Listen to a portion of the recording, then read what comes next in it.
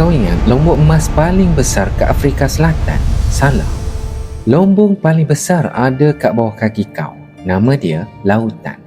Masalahnya kita tak mampu kutip. Dengar ni, semua emas yang pernah gali atas darat, iaitu 244,000 tan. Nilai dia 15 trilion USD. Banyak kan? Tapi dalam lautan, saintis kira ada 20 juta tan emas. 20 juta tan iaitu 80 kali ganda lebih banyak dari semua emas kat darat. Kalau kau bagi sama rata, setiap orang atas dunia ni dapat 2.5 kilogram emas. Kau sekarang boleh jadi jutawan. Bumi bagi kita emas sikit kat darat untuk main-main. Simpanan yang betul-betul banyak dalam peti besi adalah lautan. So, emas tu datang dari mana? Dari gunung berapi plus sungai. Beribu tahun, hujan hakis batu. Batu ada emas sikit-sikit. Sungai bawa emas tu masuk laut. Sampai laut, emas tu larut jadi partikel halus. 1 liter air laut ada 0.00001 gram emas. Nampak tak? Halus sampai tak nampak. Lautan bukan penuh jongkok emas. Lautan ni penuh dengan serbuk emas. Lautan tak simpan emas macam dalam peti besi. Dia tabur emas dalam air, macam gula dalam teh. Dan teh tu ada 1.4 bilion kilometer padu besar. Okey, kalau banyak, kenapa tak sedut je? Sebab kos.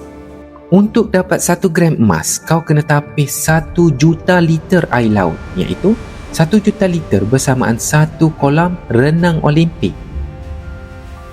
Kos elektrik plus mesin plus masa bersamaan RM300. Tapi 1 gram emas harga RM300. Maksudnya kau kerja free, malah rugi. Ini kita panggil emas paling mahal di dunia. Kau boleh jadi jutawan dari laut, tapi syaratnya kau kena jadi bank dulu untuk bayar bil elektrik. Dah pernah cuba tapis ke? Sudah. Jerman 1920-an, Jepun 1980-an. Mereka buat mesin tapis air laut. Jepun paling berjaya. Dia dapat 2 gram emas dari 4,000 tan air laut. Kos dia RM2,000. Untuk emas RM600. Rugi RM1,400. Sebab tu semua orang laut, lautan gelak je. Emas aku bagi free, tapi kerja ambil tu kau bayar lah. Manusia dah pergi luar angkasa, tapi masih tewas dengan air masin yang ada emas. So, buat apa emas dalam lautan tu?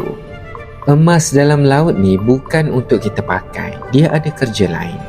Emas tu jadi makanan untuk bakteria dan plankton. Plankton makan emas, ikan kecil makan plankton, dan ikan besar makan ikan kecil.